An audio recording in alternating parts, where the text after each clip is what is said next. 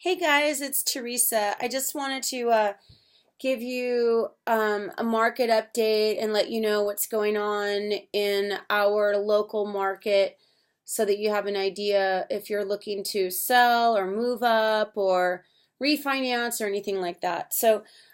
Regardless of what you're hearing or what other people may tell you, our market has softened. I wouldn't say we're headed for a crash per se, but we're definitely headed the other direction. I think that we peaked around summertime. I saw some stuff happening around March, but wasn't quite sure if it was just, calm before the storm or if it was, I just wasn't really sure exactly what was happening. Then we had the rates move up, I want to say like April, and then again May, June, and then again in the summertime. And what happened is with those interest rates going up so high and prices already being at the limit that they're at, it really kind of pushed us into an area where it's just not affordable. And affordability is pretty much the crux to whether or not people can buy, right? Can they afford it? So it just kind of became unaffordable. Even though there are a lot of people out there that can still, afford to buy, it just may not make sense, and it may make more sense for them to rent.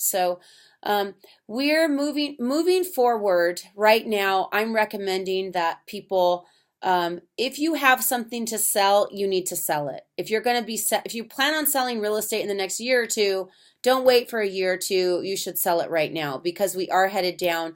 A lot of the experts are predicting a 5 to 10% decrease next year. In 2008, we got the rug pulled out from our feet, so to speak.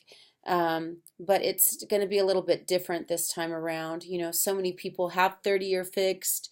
They're regular loans that people qualified for. A lot of people, paid cash. There's a lot of people that, own their homes outright this time around. So it's going to be a little bit different. Our economy on the macro level, it's doing so well.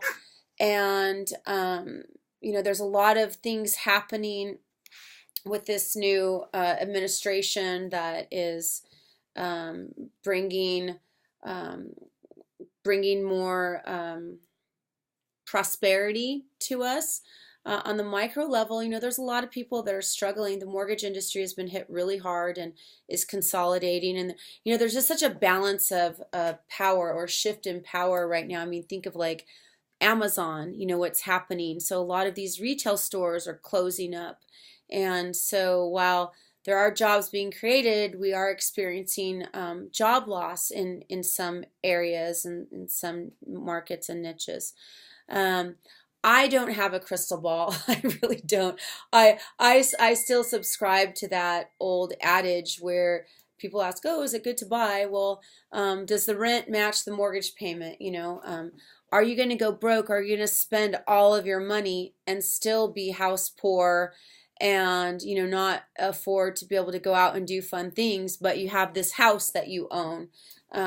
Maybe that's not such a good idea. So moving forward, purchases are on a case-by-case basis, and they should be evaluated closely whether or not, it's a good thing. And there are a lot of stuff that I'm doing right now where I've got 3 purchases right now, and all of them make sense. So it's not to say, no, don't buy, or no, don't sell.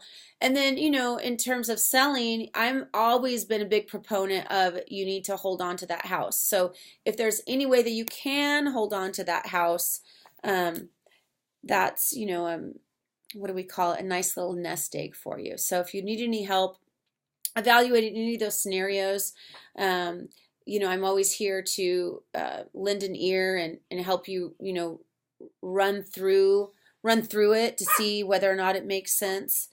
People call me all the time when they just want a kind of idea of what to do. Also, the cash out refi versus the home equity, I can help do a run through comparison with you on that as well. Half of the time it makes sense to get a home equity, and half the time it makes sense to do a complete cash out refi. Interest rates. This is something really important, is that interest rates. So the rates have gone up. Y'all know they've been going up. They're projected to continue to go up. We're supposed to have another 2 or 3 hikes next year as well. And, we're already, yeah, they say, oh, it's not that high, but it is high. Like back in the 90s, when the rates were in the sixes, the houses were like $150,000. Well, now, houses are like in our Inland Empire area, 350 is cheap. 350 to 600,000 is the norm. So, having rates in the high fives, low sixes is painful.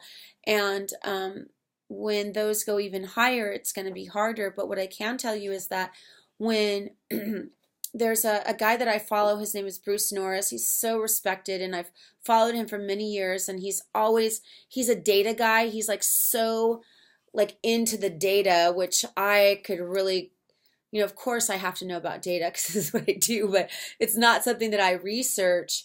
And he does, and all of his data lends itself to where, we are going to crash, right? Everything goes up and then it goes down.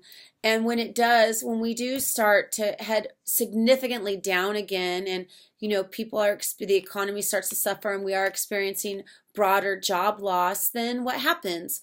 Well, the government's going to step in and help stimulate the economy by lowering the rates. So kind of thinking like 12 to 18 months is going to be around the time when we could bottom out again.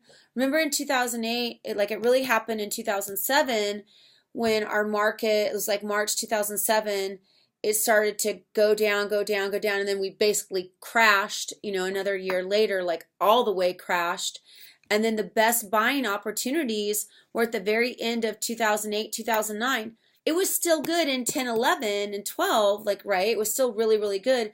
But the best opportunities were, right after we bottomed out. So if y'all want to get prepared for that, opportunity to come up again, it would be a good time to, start getting your credit in order, and even think about a cash, an equity line. Get an equity line now so that you can access cash in the future if you need to. So anyway, that's me giving it to you on the straight, and like I always have ever since we've worked together.